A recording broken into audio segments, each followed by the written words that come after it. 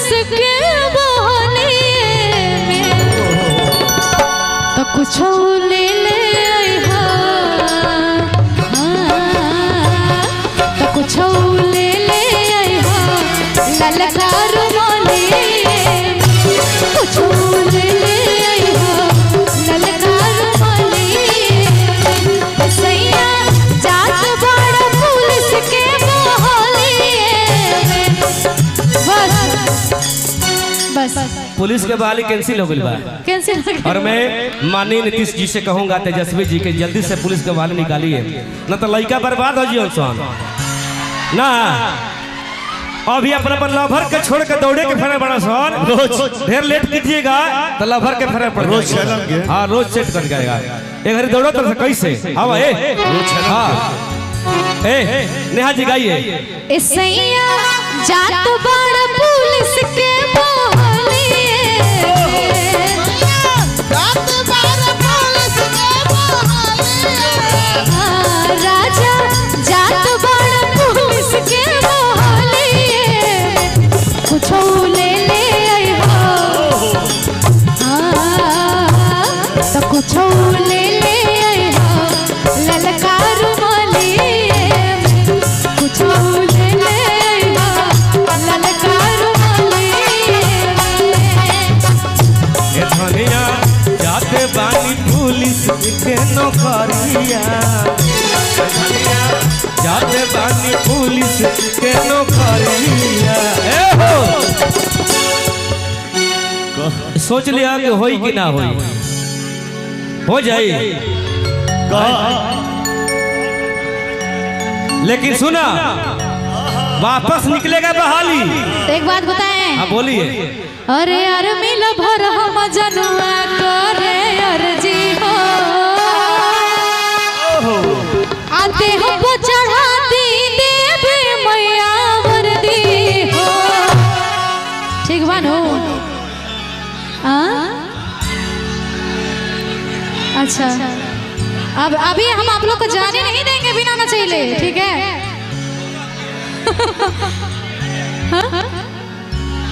अच्छा फोटो तो होत रही सब जने खाती है जी जी ओने आर्मी करबो तने आरजेडी लवर बड़ा ने सुन लिया वो गीत होई आरजेडी लवर हम जनुआ करे अर्जी हो ते हम चढ़ा दो देवी मैया वर्दी हो अरे आर्मी लवर हम जनुआ करे अर्जी हो ते हम चढ़ा दो देवी मैया वर्दी हो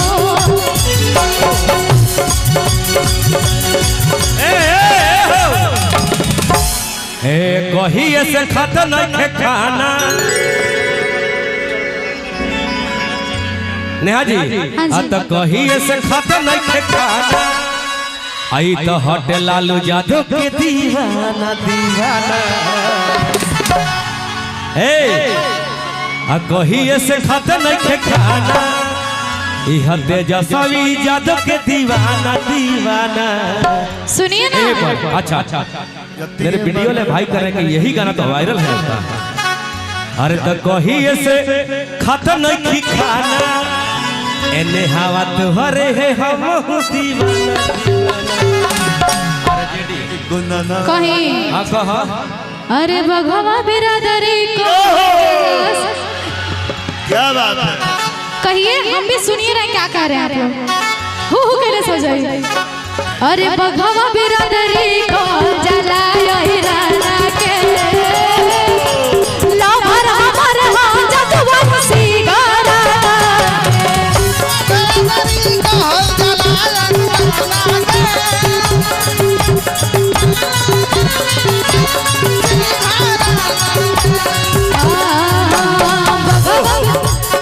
बस रुक जाइए भैया रुक जाइए फिर मैं पढ़बे तो खटाल में सूते के पड़ी। अच्छा हाँ अरे कैसे गाड़ पाइबो मोहब्बत के झंडा मिसिर जी तू तो बड़ा ठंडा मिसिर जी तू तो बड़ा ठंडा जाके बबू बन जा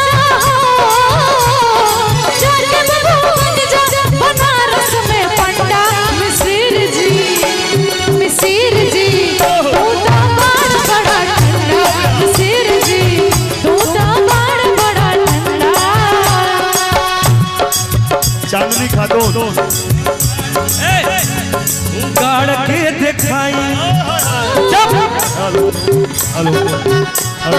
गाड़ के दिखाई मुहाबत के झंडा गाड़ के दिखाई मुहाबत के झंडे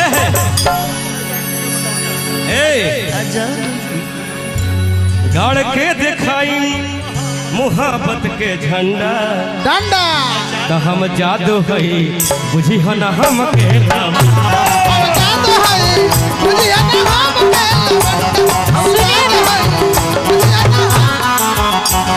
सुनिए सुनिए इधर हंगामा नहीं अरे तोहरा से निक बाट हो चलिए अरे तोहरा से निक बाट नाच के लवंडा ए छलिया जी हाँ ए छलिया जी जाके बन जा तू फंडा ए छलिया जी जाके बन जा तू फंडा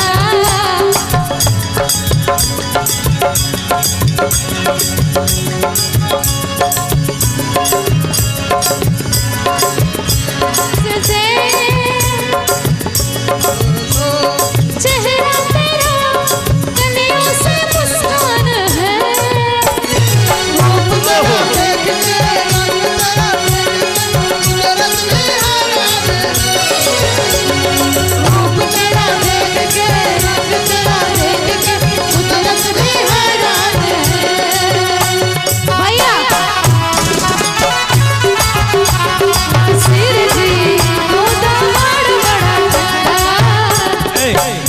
जिला सहरसा में आइल बाड़ू गावे सुनिए सुनिए उनका कुछ पोस्टर है वो बार बार बोल रहे हैं बोलने के लिए बोल दीजिए हाँ जी ये पुरस्कार लीजिए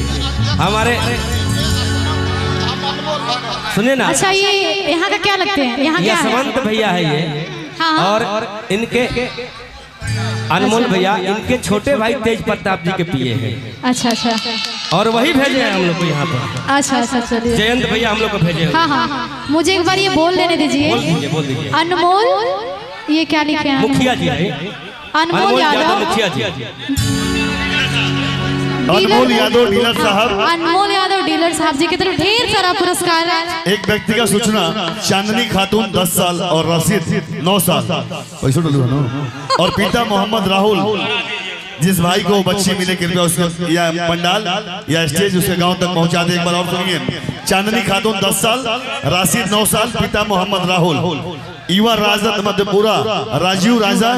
पान मुखिया तरफ 100 रुपए का पुरस्कार है। आइए फर्ज सुनते हैं मोहब्बत बड़ी जवा छोटू छलिया और नया सिंह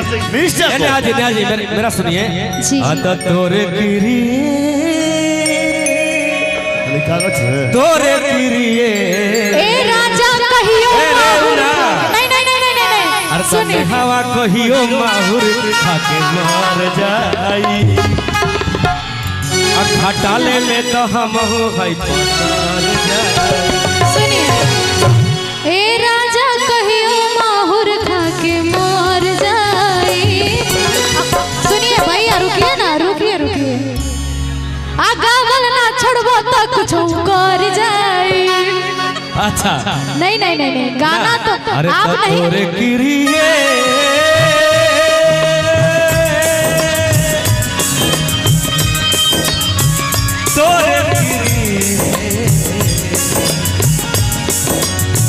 तोरे किरिए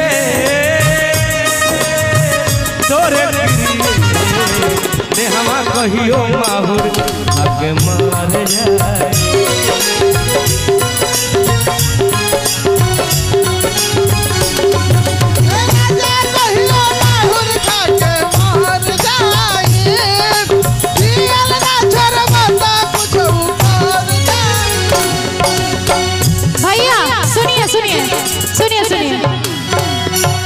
दिन पर दिन बिगड़ल जाता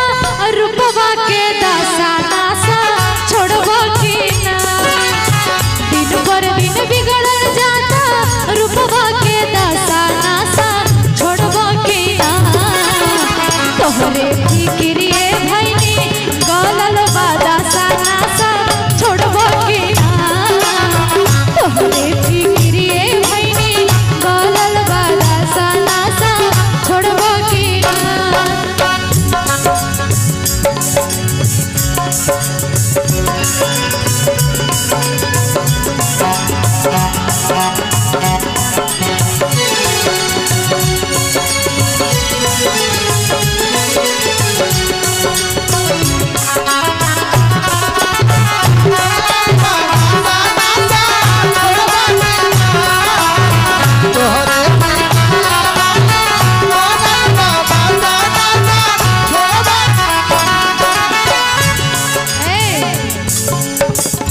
इतना ना परी निकल बड़ी कंफ्यूजिया जतनी कि हम गाय के तू गई अरे है जाओ ना है जाओ कैमरा है जाओ हे जाए है जाओ हे जाए अब बोले ये से ए बोलिए है ये दिखाई है जाओ ये लोग कहा था का कैमरामैन फोकस करो